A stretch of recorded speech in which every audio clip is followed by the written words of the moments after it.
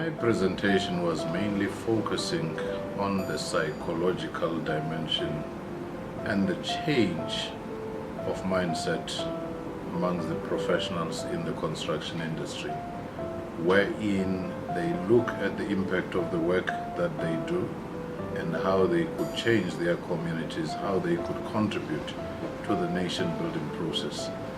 And also some of the excesses such as corruption and so forth, that they ought to be the leaders in making sure that the industry is cleaned of those kinds of excesses.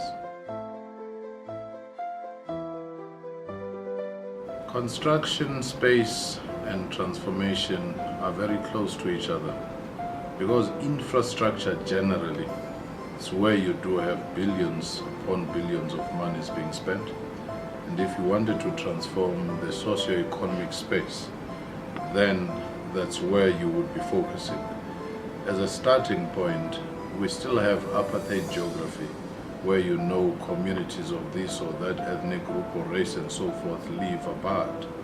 Therefore, construction industry, the designers, the architects, the regional planners could begin to work on that over time to change it. That's transformation.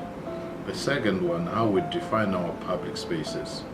Because we had a lot of colonial or apartheid symbols in some spaces, how as construction you could contribute to changing the public spaces. And the other one, procurement. What resources are assigned to which companies?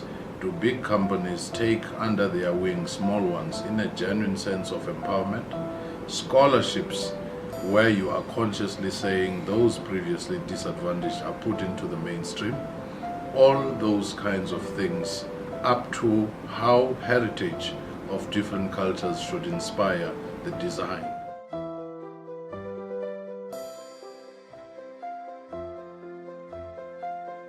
In the first place, it ought to be creative rather than a grudging compliance, because grudging compliance, you bring 1, 2, 3 people and you have no connection with them. But if you do the career pathing, you do inspire them, you open up opportunities for them, you'll see them grow in numbers and have a more inclusive industry. That to me is most important, but also the industry must contribute in the content of university or training colleges in terms of what ought to be there, because once these people are trained, they are released to them.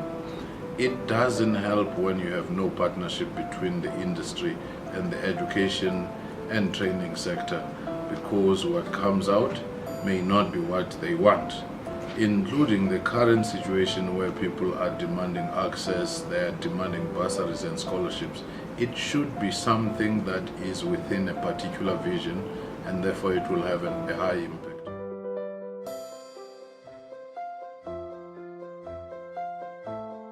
The energies are positive, quite interesting in a sense, and even though my message was a social message, was a political message about issues, they seem to be more receptive. Even after I spoke, going outside, people were still engaging on the elements of what I said. And that in itself, to me, they are a beautiful audience, and I wish them well in the coming 2 days.